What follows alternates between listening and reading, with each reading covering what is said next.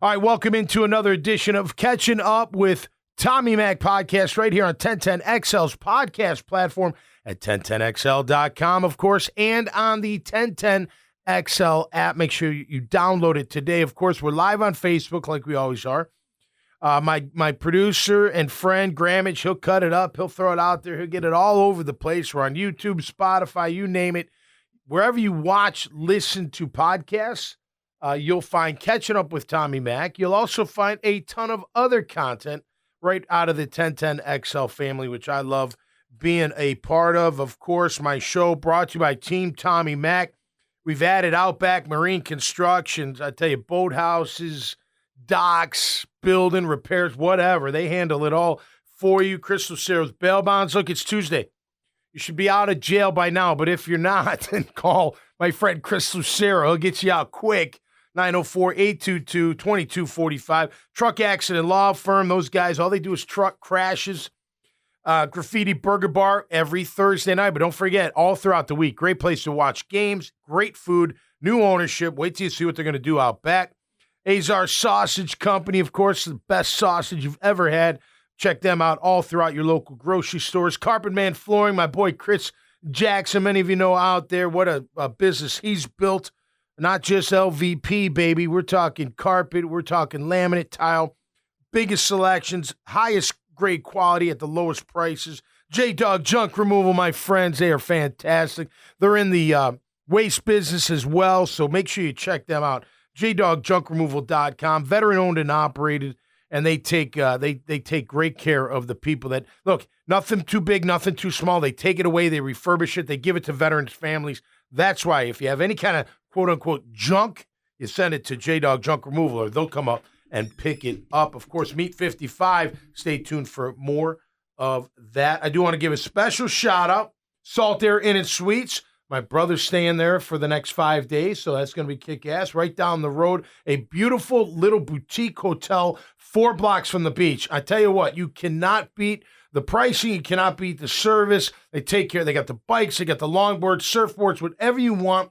Take to the beach. The owners of that place also own Beach Life Rentals. So you can see the connection, get access to the pier, and all that good stuff. And, of course, I want to mention Adaptive Jax, who's handling all of my marketing for the Tommy Mac Happy Hour show. Taking a week off. We'll be back at it the week after Thanksgiving. Thanks to everybody. Man, I love my sponsors, and I love all you listeners, everybody that checks it out, because, hey, man, we're in this damn thing together, aren't we? Whether we're talking Jags life, whatever, man, we're all in it together. We're all trying to make it. We're all trying to do the right things, and at least most of us are, and I know a lot of you out there listening do the same as I. Let's welcome in my esteemed producer and guy that does a lot for me, Mr. Grammage. Grammage, how you doing, bud? Happy Thanksgiving week, Tom. Happy Thanksgiving. Yes, sir. It's a great week, man. I got my girls in. They came in Saturday, so Harley's my youngest. She's always, she's only a freshman in high school, so she's home. Kelsey comes in from Massachusetts. Avery came in from Tennessee. We all went to the game with my beautiful wife, of course. Watched the Jags totally kick that ass. And let me tell you something, Grammage. We were talking before the show. I'm not one of these hosts that like, hey, I told you so, I'm Mr. Right. Because that's not it. Because I've been wrong plenty of times. You gotta stay humble. You're like, no, I'm not that. I'm not that guy. I'm gonna say. Yeah. But a couple things. One, they came out extremely physical. I know I was critical on the O-line last week. And the O-line still has a little bit of work to do. I'm not going to say they had a fantastic game, but they had a lot better game than they had against the San Francisco 49ers. And by the way, look, the front of Tennessee, they're not as good as San Fran, but they're not that far off. They're a pretty darn good up front on defense for Tennessee. So great job overall by the offensive line. So that was number one, coming out physical. The defense, I'm going to get into the defense. They were physical from the get-go. And I tell you what, our inside backers, I tell you, man, that physicality, it matters. It matters every single time. We'll talk about that, of course. But and then number two, look, and I'm not the only one we are not the only ones that say this, but I texted you, yesterday morning, and I just said Trevor Ball, and you're like F&A or whatever you wrote back. And I'm like, that's what I'm talking about. Because listen, when Trevor plays Trevor Ball, when he takes off, and I'm not talking the planned runs, which I'm not a huge fan of, the called runs. I'm more the fan of where he's got to make a play. Because at the end of the day, franchise QBs, you got to make a play. And he was last week against San Fran. Maybe he was a little rattled, whatever the thing was. It doesn't matter. But he was not taking off and getting what they were giving him. You know what I mean? And I'm telling you right now, it's happened all throughout the year for whatever reason. But when he starts taking off and running, I swear to you, he throws it better. His timing's better. His flow's better. He puts it in the right spot. His confidence is through the roof. Play more like that, Trev. That's the kind of football you can play, and that's the kind of football that makes you dangerous big time. It's because, in my opinion, it's because once he has one or two takeoffs where he gets yards, beats the defense up the field, whatever, he's not a quarterback anymore. He's just one of the 11 guys playing ball. Right. And I think mentally, that takes a little bit of a mental edge off of him in terms of having to, it's not that he's not used to his entire life. He's had expectations, but he's expected to be this franchise guy, always got to shoulder the load. And that's still true. Right. But I think it's almost like a lot of players, regardless of position, and I'm sure you can relate to this, will tell you that, like, before a huge game, maybe a playoff game or whatever, you've got these butterflies, you're anxious, whatever. That first hit, you're playing ball. Right. It's almost like that's the equivalent of his first hit. Right. You know what I mean?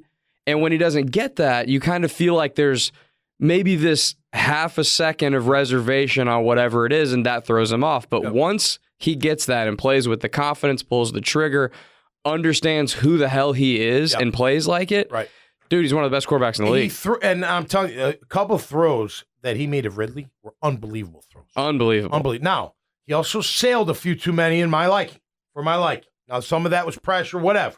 He overall, Trevor played really good football. Great football, if you want to call it that. I'll call it that as well. But I tell you what, I think it's also this.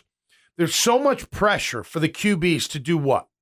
Throw the ball from the pocket and get a lot of yards and touchdowns and don't throw picks. That's what people want. I mean, how many people really care how many yards that Lamar Jackson gets on the ground? You know what I mean? Who really gives a... Yeah, it's great. He's got 1,000 yards rushing. Okay, great. What about passing? Well, he's got 3,000. Okay, that's pretty good. We want it at 4. We're on a 4,500. You know what I mean? And there is pressure there. And I wonder if, even with the play caller saying, hey, Trev, just stay in the pocket, go through your reads, believe in what you're seeing, that kind of stuff. I'll say this. That makes you robotic. And you cannot be robotic out there at all. And I'll give you a quick tidbit. My old linebacker coach used to drive me insane because he wanted us. So if the play went away from us, okay, I'm a backside backer. If it went away from us, instead of just trying to get to the ball, however you get to the ball, I want you to shuffle, slam into the center or guard, whoever's there. He called it inside point, then go to the ball. And I was like, at first I was like, okay, I got to do it because he's telling me. After a couple games, I'm like, this sucks. I'm not being me. You're trying to make me, that makes me robotic. I can't play. So I finally I didn't even tell him. And then all of a sudden he starts getting on me. And I finally told him, I said, look, coach, man, I'm not saying you don't know what the heck you're talking about, but you got to be free. Sometimes you don't got to mess with the lineman to go get to the back. You read the back. I always read the back. You see that? You see the back belly it out and come back like this, right? Come back like that. You let the lineman go. Like, see you later, or dip, or turn your shoulders, and then just go into the hole and make the play. You know what I'm saying? Like, so for me, Trevor ball is street ball. That's what I'm talking about. Go take what they're going to give you. Go take it, if it's on the ground, if it's throwing the ball. For me, and I think on this show, you talk New Orleans, you talk Sunday. Who am I missing before? Who do we play before Kansas City? Pittsburgh, when he finally had run. Not before Kansas City, before the 49ers. Okay, I'm sorry. No. Wait, before Kansas City was the first game of the year was the Colts. Right. No. I was thinking, I'm sorry, before the San Francisco Pittsburgh. Pittsburgh. He took off on that 20-yard run, and that started clicking. I'm telling you, when he does that, he gets into a rhythm that makes him a very, very dangerous weapon. I'll be honest with you, and I know I'm not a fantasy football guy, and I know you fantasy people want yards to touch. I don't care how many yards he throws for. I don't care. I think yards are overrated anyway. Now, he's got to throw touchdowns when he's got to throw touchdowns. He's got to limit interceptions, of course, and he's done that for the most part. So I don't care about all. I care about wins, and I care about making plays. And I'll take 2 touchdowns in the air and 2 touchdowns on the ground for my starting quarterback any damn day over 4 touchdowns through the air. I will, especially with this quarterback, because he does bring a special element to the game when he allows himself to be special. Does that make sense? Yes. Yeah, I think so too. And look, and another thing, look, everyone's going to compare C.J. Stroud. C.J. Stroud is having a phenomenal rookie season. He is. Threw 3 picks last week, but still came back and led the team. I mean, he is a baller. Listen, we're going to go through the Texans' upcoming game in a minute. On paper, I was telling Graham, I went through my stat, we're really close. You wouldn't think we're that close, but we are. We're very, very close. What were we going to say? You're going to pop in there on Stroud? Stroud, he threw 3 picks. Compare. He threw 3 picks in one half. Yeah. Was week. That in a half? It was in the second half. Yeah, so he came back. Listen, he's had a great year. Yep. He didn't play that well on Sunday, in my opinion. Yep. Well, the picks hurt, but he brought him back, didn't he, to win the game? Yeah, which is great. Yeah. But overall, he didn't play that well. Yeah.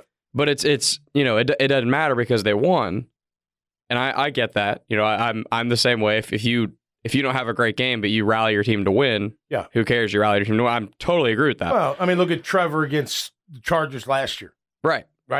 I'm just saying, man, that you can get him into some struggles. Listen, you can get every quarterback into struggle. That's true. Let's be honest with. I mean, look, we've seen our guys struggle with pressure. It happens.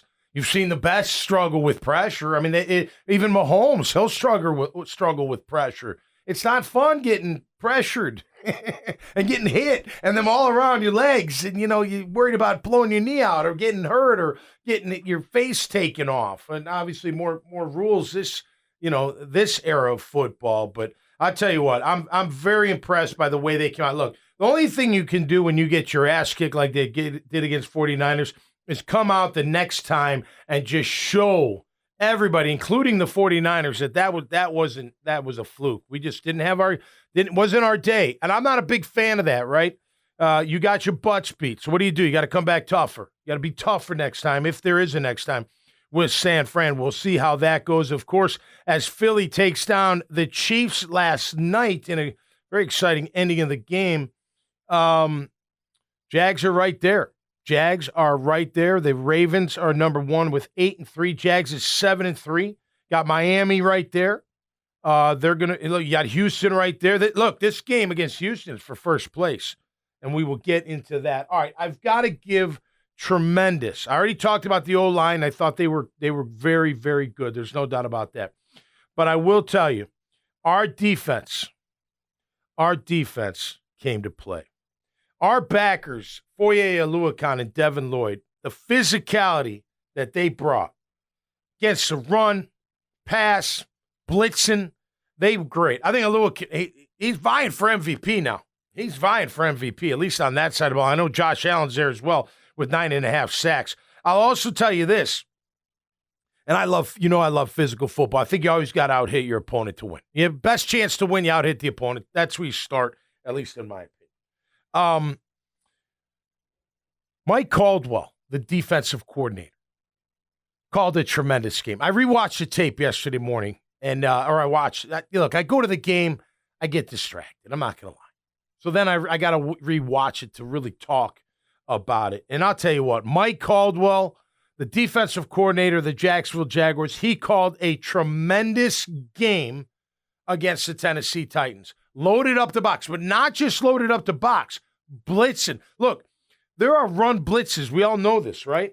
That you can really affect a rushing attack, especially when it's led by a big bruiser like Derrick Henry, by doing these run blitzes, A-gaps. Look, they were in some funky formations, by the way, too. Very interesting. Did you notice that out there? I had to pause. I'm like, wait a minute, what is that? And I wrote it down. I don't know if you're going to be able to see this right here. See that little right this. So you've got like your 3D linemen. Then you've got Trayvon and Josh Allen. And then you got Devin Lloyd over here. And then I mix these guys up. But you had Oluokun and Rayshon Jenkins as your backers. I don't know what you call that, but that is a sick defensive formation. I love that. I want to see more of that. Trayvon and Josh next to each other with Devin Lloyd on the other side. Devin Lloyd had a phenomenal game. Oluwakin had a phenomenal game. I love the blitzes. Herndon, Cisco, Jenkins. I tell you what, when you blitz from all over the place, it freaks them out. They can't figure it out. Run, pass, it does not matter. So hats off to Mike Caldwell for calling one of his best games, if not his best game. He's getting comfortable, man. He's getting comfortable, and I love seeing that. Great to have Zay Jones back. He definitely makes a difference. He definitely. We've been saying it. That speed on the other side. You got to be careful where you roll the safety to when you got two guys on the outside that can fly without question. I love the routes they were doing to Cal Ridley, who had a phenomenal game. Great throws by Trevor. The first touchdown throw and catch, unbelievable. Only spot you can put it. Look, we talk about this a lot with QBs. Every throw, there's a spot that you have to put it. And if you put it in that spot, now it's not a guarantee that you'll complete it, but you will give your wide receiver the best chance to make a play. Couple throws, Trev underthrew, which he's got to throw it quicker. I don't know. I know he's got the arm, so it's not that, but he did. He had Ingram once deep that he could have had him down the sideline. He had to wait on it. There was another throw as well. You can't have that. But the throws that he did make were absolutely dimes and beautiful, beautiful throws. Trevor really came into his own, at least in my opinion, for that game. There's definitely room to improve. But I tell you what, he did a great job. And the second throw to Ridley was Trev making a play, getting out of dodge, getting out of making, am I going to run? Am I going to throw? It's amazing how he can throw against his body like no deal at all. A lot of guys have to turn back, and make that throw where he's throwing it anyway, all shoulder per se. But great job. Let's see. We'll get into the stats in just a minute. 13-0 at halftime.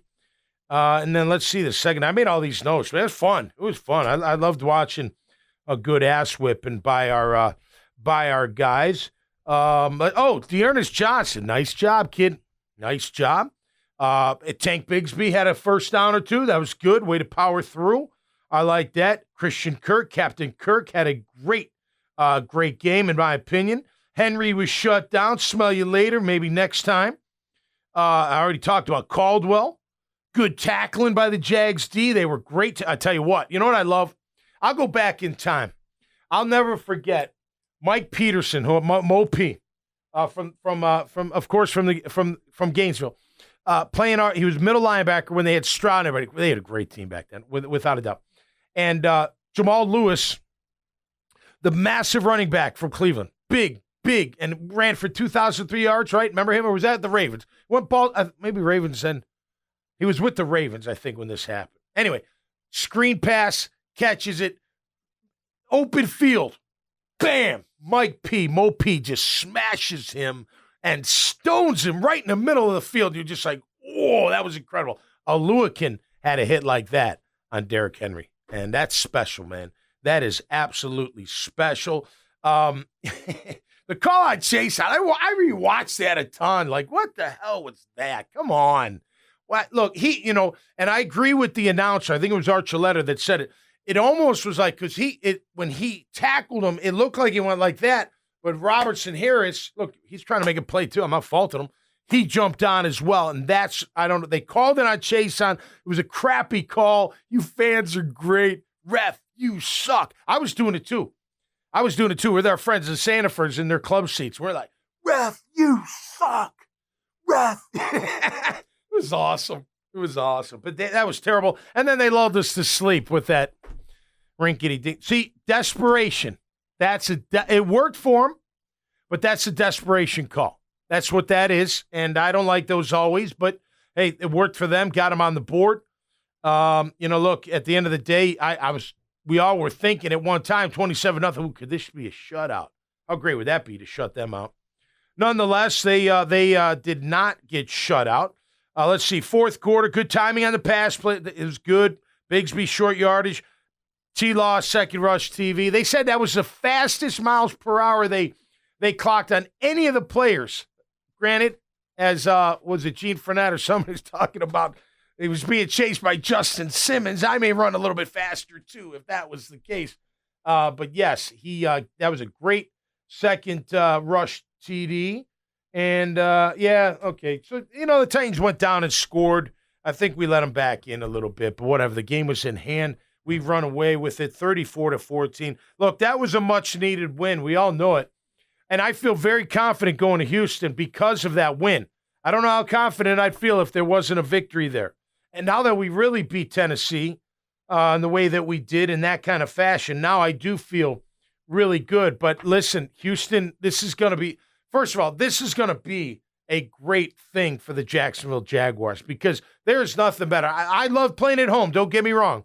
But to me, there's nothing better when it's you and the fans that make the trip and versus them. That's a powerful thing, man. That's like 300, right? Go watch the movie 300 where they're standing there they're going at it till the end, right? It's you against them. That's a very powerful thing. How do you shut the crowd up at home or when you're on the road? You out-hit them. You out-hit them, man. You take the physicality to them. You make sure they understand, hey, you may have all this hype. You're on a 3-game win streak. Great. That's fantastic. You got the Sea of Red or whatever, Killer Red, whatever you want to call it. Great. Good for you. But we're here to kick you in the face. We're here to smash your face in. And I think we'll do it. Come with that. Listen, that's why against the Titans. That's why you have to come with that physicality every single week. I don't give a shit who you're playing. It does not matter. In the NFL, every level, especially in the NFL. Why? Because we're a lot of the same. The athletic, size, speed, quickness, all this stuff. But what aren't we maybe the same in? Will, toughness, mental toughness, emotional toughness, physical. We don't know. Just because you look like something or run fast or whatever, you don't know. You start smacking them real hard, they stop running as hard. You know what I'm saying? So we're going to get after it, hopefully. But that's why you got to do it every single week. All right, let's go through the Jags-Titans stats real quick. Good job by our team. Some room for improvement, no doubt about that. At the end of the day, we were +2 in turnovers. Fantastic. They were -2, of course. 34-14.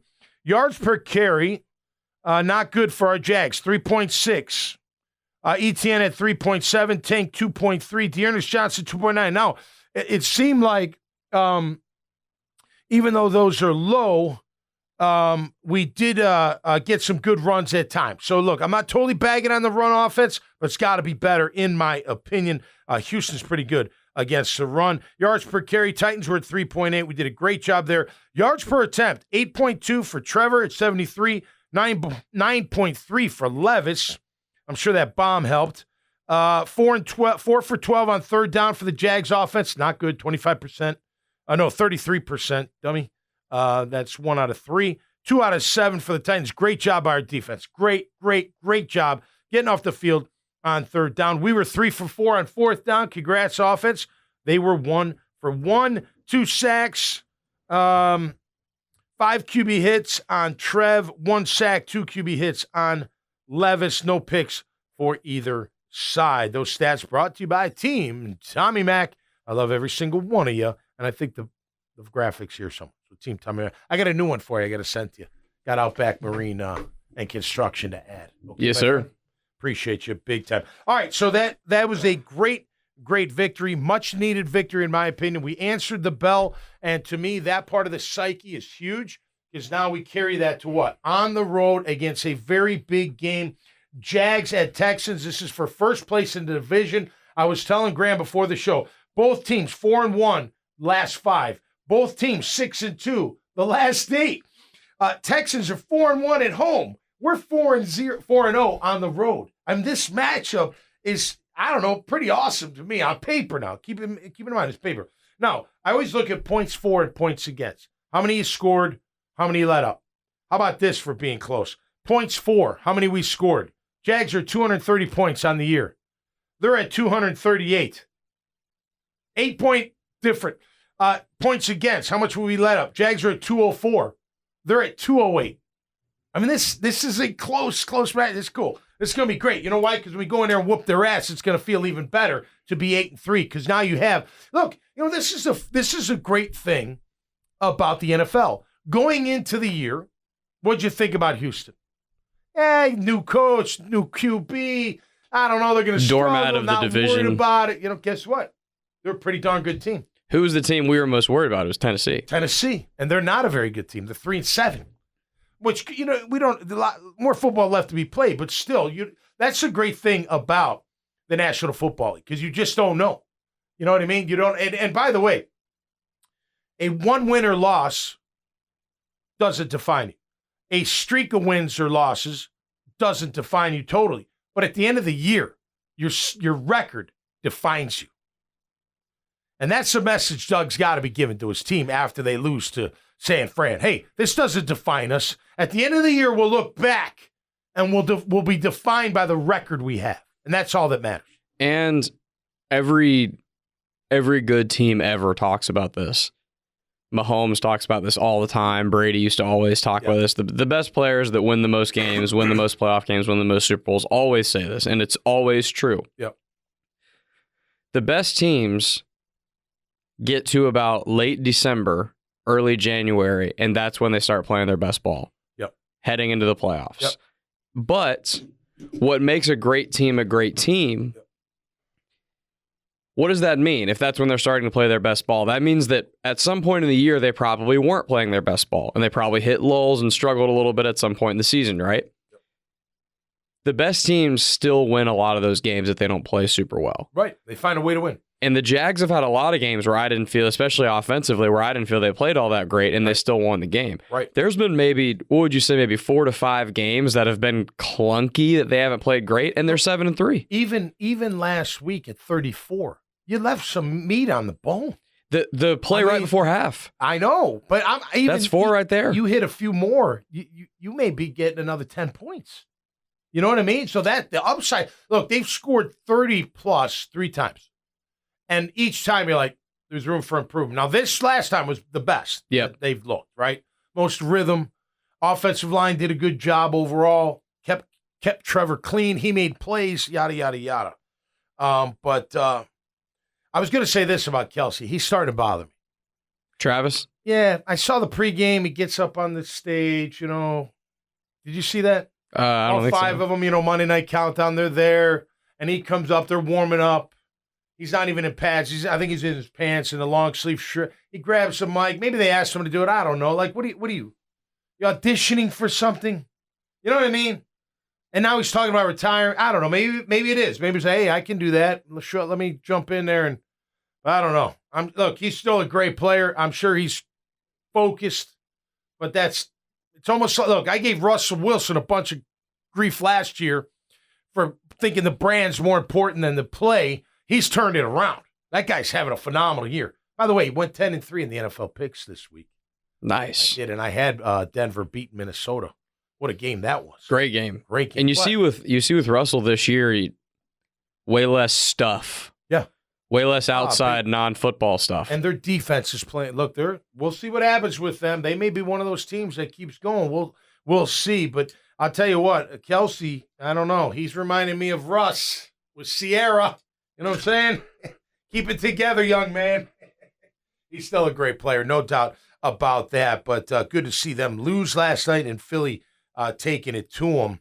It was a very, just nasty weather kind of game. All right, let's look at the stats. Well, before we look at the stats, let's talk about some of these players. So Stroud, we know, is having a great year overall.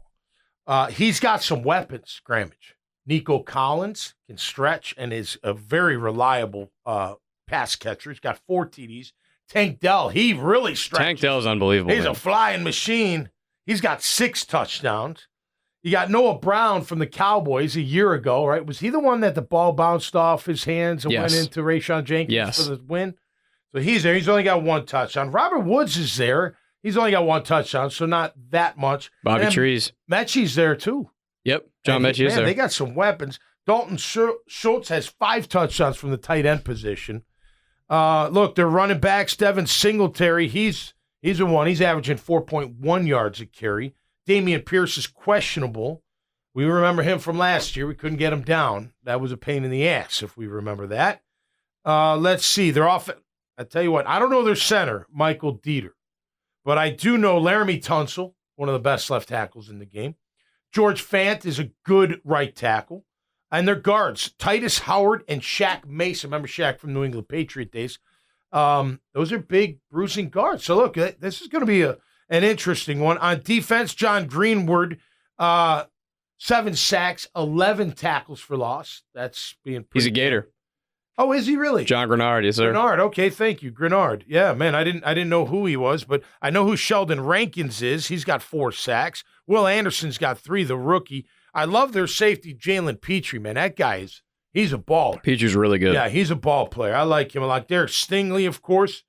When Stingley play, from my understanding, I don't see them. I don't watch Houston every week. But from my understanding, when he plays, he's been good, but he's had some injury issues. He has. Yeah, they haven't gone after him that much. He's only got 2 passes defense, so maybe it's because he hasn't been out there as much. But it looks like he's healthy this one. And then Blake Cashman, 9 tackles for loss from the linebacker position. So look, let's go through the stats. But they got some ball players, and we'll see. Look, at the end of the day, you got to shut down the run and get after Stroud. That's at the end of the day. You got It's almost like the same every week. It's pretty much. Yeah. You know, I mean, everyone can talk this and that, blah blah blah blah blah. By the way, did you see that? Defensive formation that I wrote down that I saw during tape? Did you see this? Look at this real quick. Slide over the Jags. What they did. I already showed the audience. I just wanted to show you real quick. They had 3 D linemen.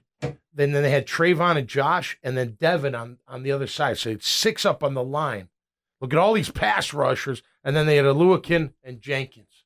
Safety deep, 1 single high, and then the 2 corners. Man, that's innovative, baby. I love it. Was that a 46 maybe? I wonder if it was. I don't know. I'd have to check that out. That is a lot of athleticism as well. Man. I love it. I love it. No doubt about that. All right, let's go through the stats. Jags versus the Texans. Like I said, very, very close on paper. All right, points. Jaguars are averaging 23 points a game on offense. Houston, 23.8. Interesting. By the way, they're, like I said, both teams, 4-1 out of last 5. We beat Tennessee, Pitt, New Orleans, Indy. Obviously from descending order. They've beaten Zona, Cincinnati, Tampa, and New Orleans. Interesting stuff there. Interesting common thread. On defense, we give up 20.4 points a game. They give up 20.8. It's fun. Yards per carry, we're at 3.7. ATN, of course, is at 3.9. They're at 3.6 with Singletary at 4.1. Our defense, 3.9 yards per carry given up, 87 yards a game. Texans defense, 3.7 yards a carry given up at 96.5 yards per game. Pretty close there. Yards per attempt, we continue to rise at 7.2. Trevor having a chance to go down the field more. He did it a ton on Sunday. We need to see more of that. Again, I think him running, committed to the run game so he can play action and then taking those shots. I think that's a good system to continue on. Stroud's at 8.3 yards per attempt. Again, Tank Dell can absolutely fly, and he's a problem. You got to make sure you take care of that. He's at almost 63% completion. Trev's at 68% at 7.2. It's only a yard. It's not a big. I mean, look, overall it's a yard, but you want to continue to rise. You know, that just means you're throwing it down the field, and you're not afraid to do so. On defense, we're at 7 yards per attempt. They're at 7.5. 64% completion percentage against us. They're about 70. Maybe we got something there. Third down, they're very good on offense at third down, 43.8. We're at 33.9, though, on defense. We continue. We're 2 for 7, or they were 2 for 7. Tennessee was on Sunday on third down. That's big. That's big. Sorry to give you the finger. And I didn't mean to. One of their conversions was a bad roughing the passer call, in my opinion. I didn't like that call at all. Yeah. Was that on? Were you able to pick up on? Because I heard them say. Were you at like when the ref said it? I couldn't tell if he said 45 or 95. Yeah. Was it on Chason or Robertson Harris? It was on 45, but I think it should have been on I agree. RRH because he's the one that really landed on him. Jason did try to fall to his side after he hit him. That's exactly what I saw. No, he did. He ended up on his side, but Robertson trying to finish the hit. Okay, so we saw the same thing then. Yep. All right, because I was saying the exact same thing to my dad when we saw it at the game. Yeah, is I saw they obviously everyone was pissed. And after the play, you suck. Right. I loved it. Awesome. I could have sworn the ref said 45. So I'm glad you verified that. While during the game. And after the play, I'm like, okay, there's no way that's on Chason. Like, if they're calling it because Robertson Harris fell on top of it, like, I don't love the call, but I can see it. Yeah. And I was like, there's no way. That's a football play, man. That's I agree, man. That's just the tackle. And look, RRH, you're supposed to finish. He didn't aim for his head. No. He just made sure that it was secure, I guess. I think part of the problem is that rule, it's the Aaron Rodgers, Anthony Barr rule. Right. It's the driving the shoulder into the ground, right? The problem is, again, it's similar to like he didn't drive him, though.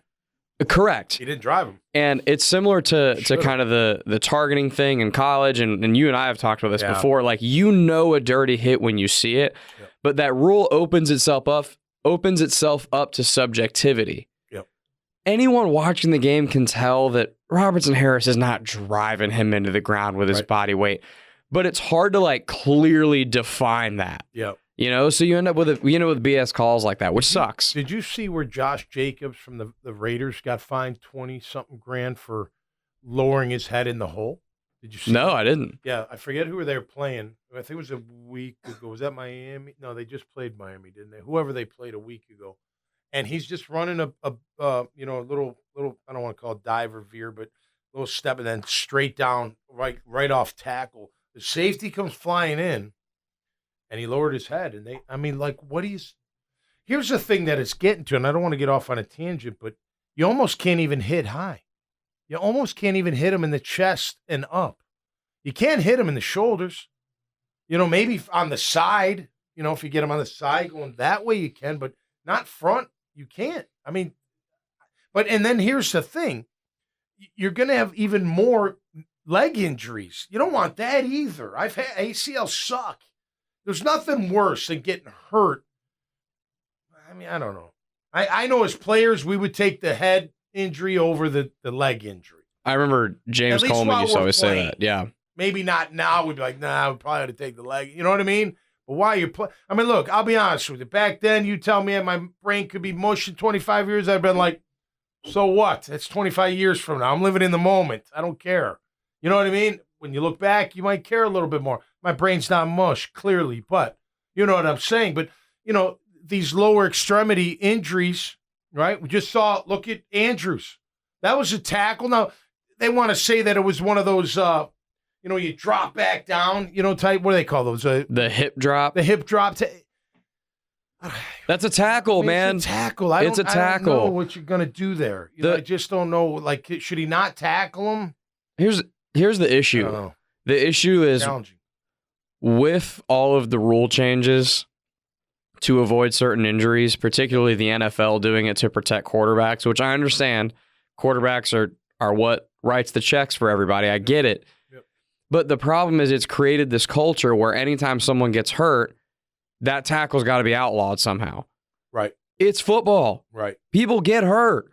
There is such a thing as a perfectly clean, legal hit and the player getting hurt. That can happen. Well, the hip drop replaced the horse collar. Horse collar, I didn't, because you can literally get injured. Right. You're running, someone yanks you back, and you're. And also, the other thing about horse collar is it's very avoidable as a defender. Yeah, you don't have to do it. You played linebacker in the league. You don't have to do it at all. You don't have to do it at all. It's not that hard to just not do it. Right. But a hip drop, it's like, bro. Right. I'm going to make a tackle, and my hips are going to fall. Right. You know what I mean? Like what? Yeah. It's just like, just because a guy gets hurt doesn't mean a tackle for you a little bit more. If I'm trying to think, like looking at that play where Wilson comes, if he just kind of tackles him, and because he did a little hip drop, but he's also trying to stop his momentum at the same time, right? You are not just trying to tackle him to the ground; you're trying to tackle him and not make sure he gets the first down. I don't know. It's It's whatever. just a tackle. It's not. It is. Like They better not fine him. Calling it That kid Wilson. He's a good player, by the way. That 55 from Cincinnati, man. He can play ball. Giving it a name and calling it the hip drop makes it sound all big and it's just watch it. Yep. Watch it and don't watch it in slow-mo and watch it in full time and tell me that's a dirty hit. It's not. It's not dirty. The only thing I'm going to say, like, you got to avoid landing on their legs so when you make the tackle. You know what I'm saying? Because that's where they get hurt, I think. Like, you're making a tackle, you're pulling them, and then you land on top of their legs, it seems. If you pull them back and just land on your side, or that's you know what I mean? Do you know what I'm trying to say? And it's not dirty. I mean, I don't know what else you're going to do, because what's going to happen are more missed tackles and then more touchdowns, and then you're out of the playoffs. You're out of the whole thing. But so and again, you obviously played in the league. You know this a lot better than I do. My question would be, how often in the moment, when bullets are flying and you're going to make a tackle, are you able to cognizantly say, oh, his feet are underneath me, I got to get out of the way? You can't. You're making a tackle at all costs, Although now guys are hitting quarterbacks and moving to the side, you know what I mean? They eventually figured that out. I don't know. It's just getting to a point where I don't know where Did you see, while we're on the topic of these rules, did you see the roughing the passer that got called on the Eagles last night? I did on not. Mahomes. It was horrendous. It was one of the worst roughing the passers I've ever seen. Yeah. Because Mahomes, and you've seen Mahomes, he does this a lot, right? Where he'll step up almost like he's going to run, and he does like a little jump throw down the field. You know what I'm talking about? You've seen him do that. He did it last night, and Mahomes leaves his feet. He jumps up to throw the ball. Okay, so he's in the air. Right. Is he outside the pocket or in it? I think he was in it. Okay. But I want to say it was, is it Brandon Graham, number 55 for the Eagles? I love him. I think it was Brandon Graham. Okay. Apologies if I'm wrong, but I'm pretty sure it was him. He's coming in, trying to make a play. Yep. Mahomes is almost basically jumping into him. Okay. Yep. If Brandon Graham launches or does anything like that, their helmets are colliding. Instead, Brandon Graham, while Mahomes is in the air, just pushes him, basically like on his shoulder pad, pretty much pushes him and he back. Called unnecessary. No body weight, no helmet to helmet, and they call roughing the passer. Oh my gosh! Wow. A quarterback is leaving his feet and jumping into you. Are you kidding me? I think so. In what universe am I supposed to do something about that? Are you going to be able to run into them as fast? Like, say you don't tackle a QB, but you just smash them really hard, not in the face. Are they going to take that away too? I don't know. I do want to sidetrack real quick. We'll get back into the stats, and I'll give you my prediction. Whoever's coming up with the dumbass idea that Florida State doesn't deserve to go to the playoffs because their quarterback got hurt and they went out. Now, they got to take care of business, right? I'm not saying they're in automatic. That's idiotic, man. That is, and it's wrong, and that's BS. And that poor kid, man, I feel bad. That injury is a nasty injury. And they were just playing ball. There was nothing, I watched the play. I was like, oh, man, that's just awful. And then they show the replay. Oh, geez, please don't show that again, because it is eerie when you see it. But they should not be taken out of consideration if they win out. Okay, I know Washington's right there. No disrespect to Washington, but if Florida State wins out and they're undefeated, I don't care who their quarterback is. They deserve to go to the playoffs and have a shot at the national title. Well, it'll end up being a non-issue. If they stay undefeated, it'll end up being a non-issue because Ohio State and Michigan got to play each other. Right. So one of them is going to have a loss, and they'll get booed. If they're the fourth best team, they should get in. Yeah. I don't care if their quarterbacks are or not. I think I'm saying, like, if they don't go undefeated, let's say if they lose one somehow. Missing endangered person. Okay, we all got that. Beach Boulevard. Ooh. Everyone listening to this is going to be. Yeah, they're all on that. All right, there you go. We're back. Sorry you got the emergency. Hey, if I cut out on my personal, my battery's going low, jump over to 1010XL on the Facebook if you would, because that's where we'll be. But I did want to say that because I think that's unfortunate. That kid, man, poor kid. Hope he heals up and has a shot to continue. You see Graham Mertz? I know. Get hurt as well? Yeah. Did you see the play he got hurt on? I did not. Dude, the play. Did he get drilled? It sucks he got hurt. No, the play was awesome. Really? He thought he was Tim Tebow for a minute. Yeah. And he scrambled. It's 3rd and like 6. Yeah. And he takes off and scrambles. He's like 2 yards up the field, so going to be well short of the first down. Yep. Two Missouri linebackers crash on him. He drops his shoulder, trucks them both. Really? Stays up and gets the first down. Wow. I could tell. I got worried. I could tell he was hurt. Break a bone in his shoulder? What He fractured his collarbone. Collarbone. I could tell he was hurt the minute he got up because he was hype when he got up and got the first down. Yeah. And normally when you're hype like that, you're getting up and you're throwing your hand down like first down. Yeah, he didn't. And he gets up all hype and he kind of somberly puts his hand forward. Huh. And I'm like, oh no. What team were they playing? Missouri.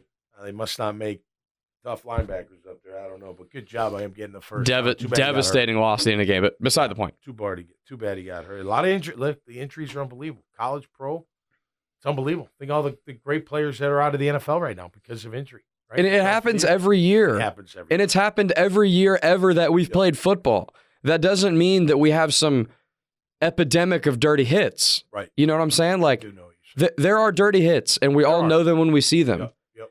And the rules are in place against these specific dirty hits, but for the most part, dudes are just playing ball. Yeah. I don't, especially nowadays. Did you see Kareem Jackson got another 4 games?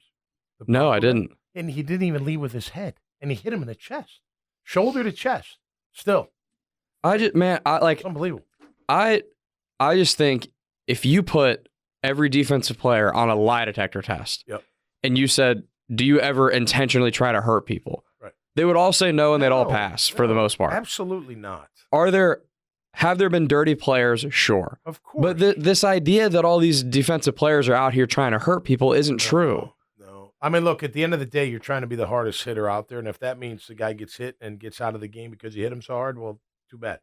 That's what I'm supposed to be doing. And every defensive player wants to do that playing good, clean football. Not hurt him for life, just for the day.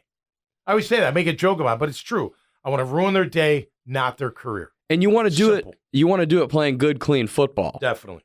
So, all right, let's get through these rest of the stats. I got to get a haircut today, Graham. I'm taking it all off. The shave? Well, not shave, but shaved. We'll see. Hopefully the wifey likes it. All right, third down. I mentioned the Texans, 43.8. Our defense, 33.9. We are third in the league on third down on defense. Fantastic stuff. Our offense, 35% on third down. Has to get better. They're at about 41%. Maybe we can get a little edge there. Fourth down, we're about even. We give up 48%. They move it 45%. They give up 38.5%. We move it 43%, almost 44%. Sacks, our offense, 25 sacks. Their offense, 22. Our defense, 20 sacks. Their defense, 24. Interceptions, we're at 6 on offense from Trev. They're at 5 from C.J. Stroud. Our defense has 11. Hasn't had one in a little while, but they have 7. We're both +3 in the turnover ratio. So this is going to be a good matchup. And look, it's more than just winning the game and taking care of the AFC South. That's number one. But it's also the psyche of you can't get swept by the Texans. You can't get swept you can, don't get me wrong, you can still go on and do what you want to do, even if you do, but that's going to hurt you. And it puts a little dent in everything, in my opinion, even if you go however far you go. The Texans still beat you. They swept you. And we don't want that being hung over our heads. So it's a psyche thing, and it's taking care of business in the AFC South, because that is what you're going to have to do to win this game. And you look at, granted, it's honestly kind of similar for the Jags, speaking of injuries, given how the injury stuff has gone with quarterbacks lately. Yeah. But the Texans do not have a difficult schedule down the road. They don't. So look at it. It's not. And I mean, you think about it. I think they finished last place in the division last year, so they got a last place schedule that they're dealing with. Right. Fair. But I don't believe that down the stretch, with something to play for, the Texans are going to drop that many more games. Yeah. Although I think they're going to be. They lost to Carolina, didn't they? They did. I'd watch that tape. I didn't see any of that game. I'd like to, if I'm playing in this game, I want to watch that tape and see what happened. And you remember from a couple of weeks ago, the Tampa Bay Buccaneers are not a very good football team, and the Bucs had them beat. Yep. Well, in they beat Houston. Tennessee, too. Didn't they? Didn't Tampa beat Tennessee? Yes, they did. I think so. 20-6 or something like that. Yep, that's exactly right. No mush. Maybe a little. But But the Bucs had that game won. Like the game was over until Stroud just went Brady for the last 30 seconds and figured it out, which was incredible. He's had a great season. Yep. I'm just saying I think that this back stretch, I think the Texans are only going to keep playing better. Well, let me tell you, if they beat us at home, sweep us, take over AFC South first place, they're going to be feeling pretty damn good going the rest of the way. And that's what I mean. Confidence will be through the roof. If they win this game, you're going to be relying on hoping that they drop probably 2 or 3 at least down the stretch at some point. Yeah, which could happen. Yeah, but I don't want to put it in those hands. No, I want it in my hands. Take care of business. I want to be in the driver's seat. Yep. Take care of business this game. It's up to me. All I got to do is win. Help dictate your destiny by winning. Correct. They'll do it. I got them winning. I'm going to throw a score. Let me see what the gut's telling me. I'll stir it up. I'm going to go 31 points Jags. I'm going to go 20 points Texans. 31-20 with a W. Let me write that down. Double digit win. 31-20. Listen, they've been scoring 30. Hasn't been a big thing, right?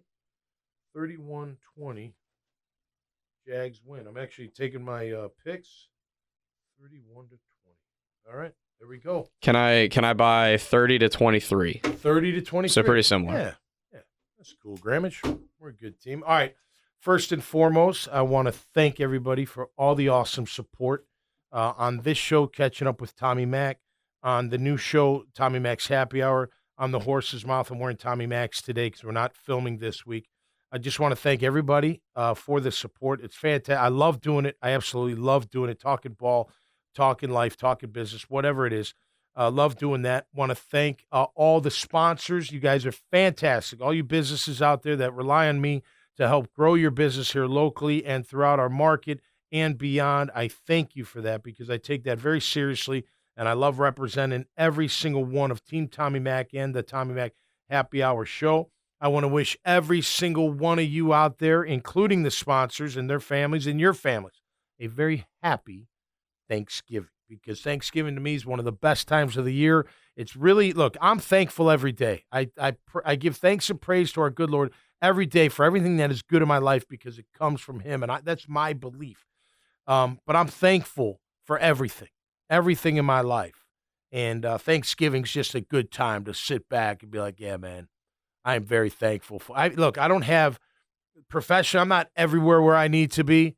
Personally, I'm everywhere, right where I need to be, if that makes sense. So I'm very happy and grateful for that. Grammage, I wish you, your new fiance, your mom and dad, who I know, I wish them and all your family a very happy Thanksgiving. We got Keep up the great work, brother. We got the whole dad side of the family coming into town. They're all in Orlando. Beautiful. And they want to see the parents' new house. Okay, cool. So we'll have a whole lot going on in old QH, the Queens Harbor. Well, safe travels out there, and safe travels to you, Grammage, and to everybody out there out on Facebook land and just listening to this show. Thank you so much for everything. We greatly appreciate it. That'll do it for us this time around, so stay safe. Be cool, man. Listen, I drove in. There's some maniacs out there on the road. Just take it easy, man. Be cool. You know what I'm saying? Relax. You get there. I speed too, but I'm not cutting people off and that kind of stuff. So just take it easy out there so we can all arrive to Thanksgiving dinner safely. You know what I'm saying? And on time. All right. And hungry. Time. And hungry. Stay safe. Be cool. See you next time right here on Catching Up with Tommy Mac. Peace.